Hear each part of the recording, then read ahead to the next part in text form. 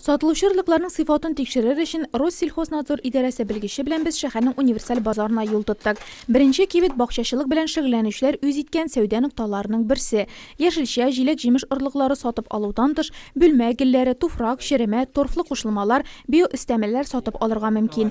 Фитосанитар күзәтчелек инспекторының вердикты әлеге кибеттә ырлык сатуга кагылышлы барлык документлар да тәртиптә.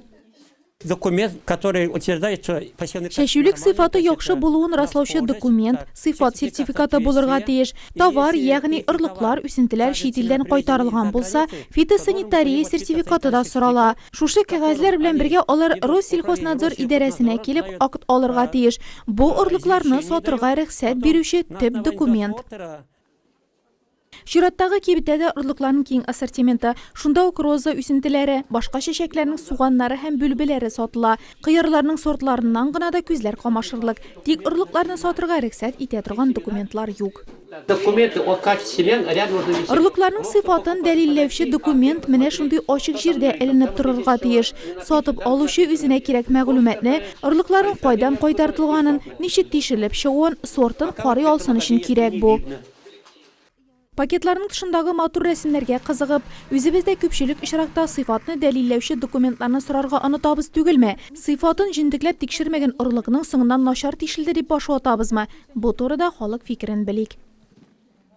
Сұрғырын сигарабыз, қарайбыз. Алдан танысабыз, этикет кісілен, этикет кісілен онда дүние yaşаса, алабыз. На срок годности смотрим, конечно. Вот они написано, видите, какое число-то? Тут нет, вот, видите, написано, вот до 18-го. Сама все семена делаю.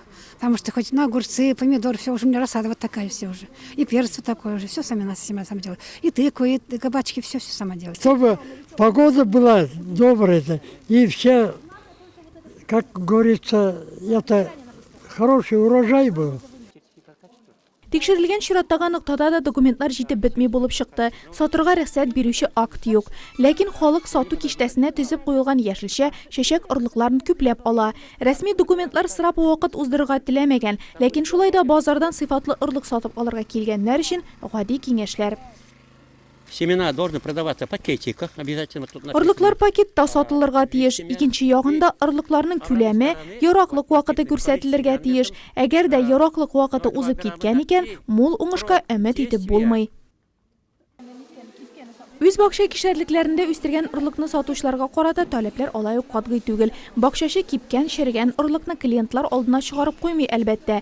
Тик шулай да белгечләр суган яисә башка яшелчә ырлыгын сатканчы ырлык инспекциясенә килеп белешмә алырга киңәш итә.